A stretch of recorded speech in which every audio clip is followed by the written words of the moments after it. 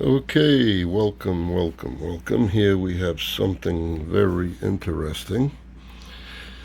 I noticed this Airmail cover, supposedly dated 1918. And if you look at that postmark quickly, it looks like 1918. But that is an impossibility because this stamp did not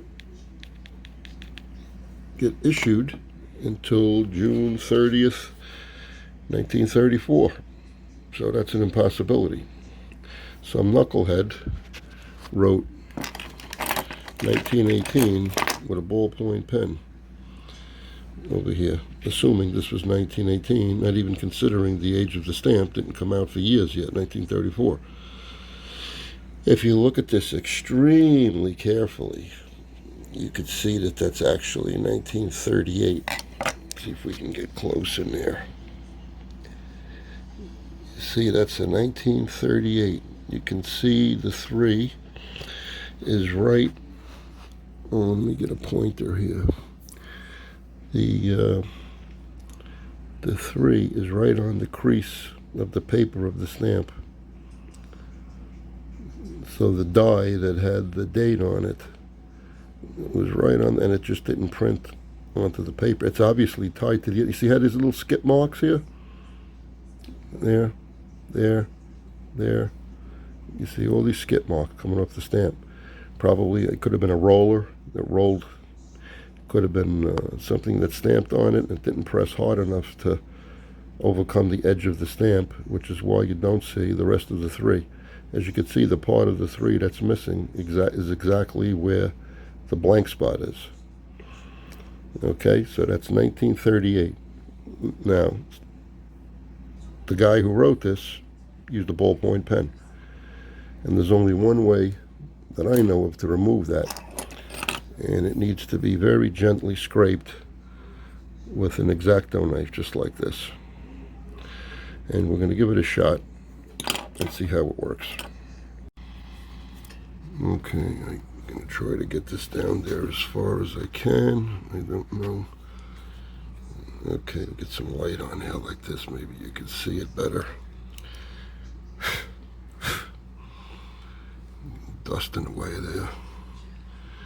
All right. Now we're going to try to remove this by scraping.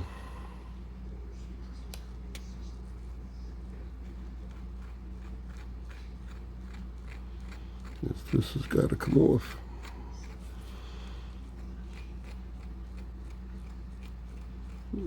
Seems to be working. I've done this on some old art prints, very rare prints that had come from a book that was in a library, and the library had their stamp on like every damn page, and I actually was able to remove the stamp with this method. Now once I get this off, which seems to be working very well, we're going to mark it somewhere on the cover with pencil, which is the way it's supposed to be done. Not like this. You got to be very careful. We don't put a hole in it. As you can see, it works pretty good. Nice and easy, very sharp X-Acto knife. Okay.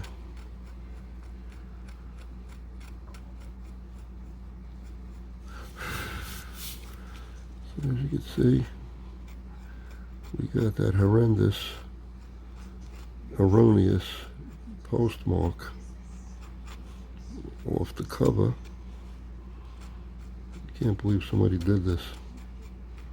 I mean, talk about common sense, you know, a little bit about collecting. You know, this is impossible to be from 1918. Of course, a 1918 cover is extremely valuable. Maybe that's why the person did this. You never know if somebody's trying to be deceptive. Touch this up a little more. Go this way. It's the only way to get ballpoint off paper. And hopefully your paper's thick enough to tolerate this. And then you just give it a nice little brushy brush. And yeah, if you look carefully, you can see it's been scraped away, but there's no way that's going to stay there. And then, like I said, we'll get some pencil, which I don't have handy right now, and we're going to mark it somewhere on the, maybe right over here, nice and light. We'll write 1938, which is what it's supposed to be. So there you have it. Now you know how to remove ballpoint ink from paper. It came pretty good. Better than having the erroneous date on here. But it is, again, very interesting. You could see where the die missed, and that is exactly where it chopped off the legs of the 3, but you could see the rounded ends, that this was a 38, which makes perfect sense for a stamp that was issued June 30th, 1934. President Roosevelt reduced the airmail rate to 6 cents. He was also an avid stamp collector. And yes, the stamp is upside down. Okay, that's it.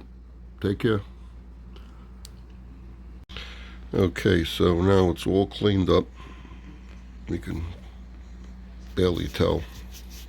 I'm sure someone's going to get suspicious someday in the future, wondering what was scraped off. They should only know. And then again, it may just, fade out with the rest, and the way you properly mark it. Just like that, in pencil, in the back, inconspicuous. Not in the front like I insinuated.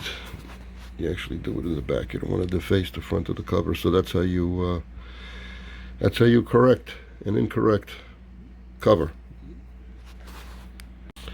Incidentally, this is an extremely common stamp.